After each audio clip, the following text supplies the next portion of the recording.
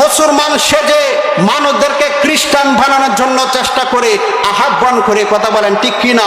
প্রকাশ্যে খ্রিস্টান বানানোর জন্য চেষ্টা করে। কিছুদিন পূর্বে দেখলাম আমি, পত্রিকার মধ্যে এসেছে, সোশ্যাল মিডিয়াতে এগুলো ভাইরাল হচ্ছে, 5,000 টাকার বিনিময়ে মানুষের ঈমান হারা করে দেয়। নাউজুবিল্লাহ বলুন। এই খ্রিস্টান পাদ্রী তিনি ঘোষণা করে দিলেন সোশ্যাল মিডিয়াতে, কেউ যদি খ্রিস্টান মিশরিতে কাজ করতে চায়, খ্রিস্টানের এজেন্ট হতে চায়, তাকে সর্বনিম্ন বেতন দেওয়া হবে 50,000। ঠিক কিনা? নাউজুবিল্লাহ বলেন। কত? 50,000।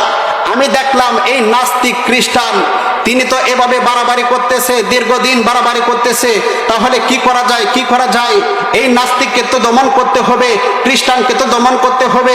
খ্রিস্টানকে যদি না থামানো যায়, সাধারণ মানুষ বুঝবে না ইসলাম। 5,000 টাকার বিনিময়ে ইমানটা বিক্রি করে দিবে। কথা বলেন ঠিক কিনা?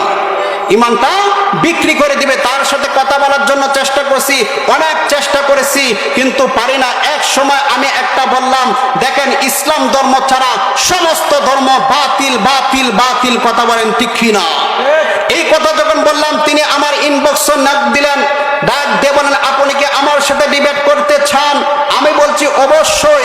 যে ব্যক্তি কোরআনের পক্ষে থাকবে, হাদিসের পক্ষে থাকবে, মসজিদের পক্ষে থাকবে, মাদ্রাসার পক্ষ থাকবে, আল্লাহর পক্ষ থেকে অবশ্যই সাহায্য আসবে। ঠিক কিনা? আমি ওই খ্রিস্টান পাদ্রীকে বললাম, অবশ্যই আপনার সাথে ডিবেট করতে চাই। বলেন, আমাকে বলেন পলায়ন করিয়েন না, আমাকে বলে পলায়ন করিয়েন না। আমি বলছি এখন একটু ব্যস্ত আছি, আসরের পরে আপনার সাথে কথা হবে ইনশাআল্লাহ। সমস্ত ব্যস্ততা বাদ দিয়ে আসরের আগে আমি তার সাথে কথা বলা শুরু করে দিলাম।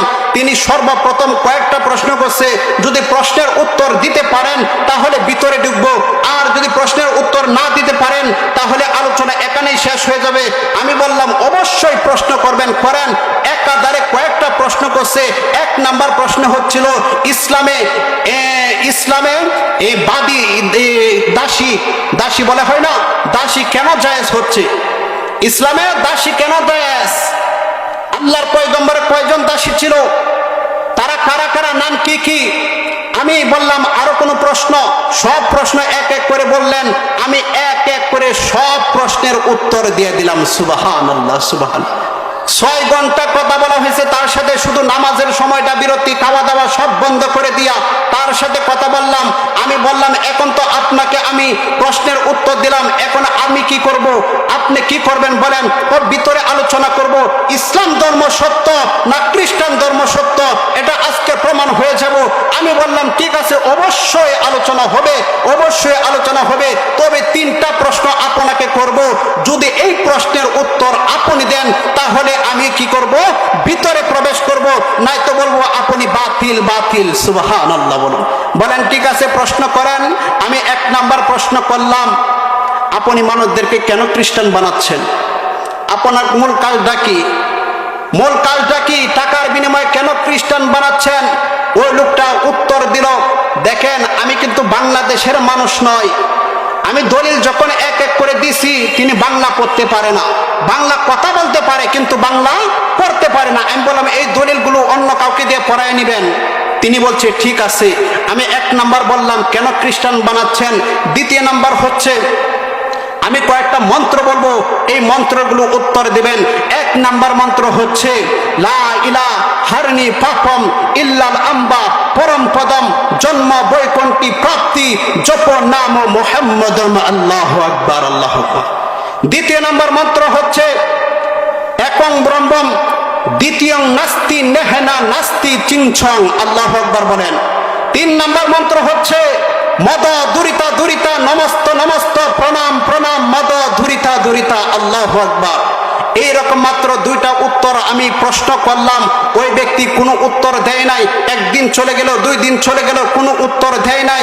আমি শেষ পর্যায়ে লোকটাকে বললাম, ভাই আপনাকে আমি কালেমার দাওয়াত দিলাম, লা ইলাহা ইল্লাল্লাহু মুহাম্মাদুর রাসূলুল্লাহ। কারণ আল্লাহ রাব্বুল আলামিন বলেন, ওয়ামা ইয়াবতাগি গায়রাল ইসলামি দীনান ফালান ইউকবালা মিন ওয়া হুয়া ফিল আখিরাতি মিনাল খাসিরিন। ইসলাম ধর্ম ব্যতীত কেউ যদি অন্য ধর্ম গ্রহণ করতে চায়, আমি রব্বে কাবা বলে দিলাম, ওই ধর্ম আমি আল্লাহর কাছে গ্রহণযোগ্য হবে না। সুতরাং ওই ধর্ম বাতিল, বাতিল বাতিল বাতিল, সুবহানাল্লাহ সুবহান।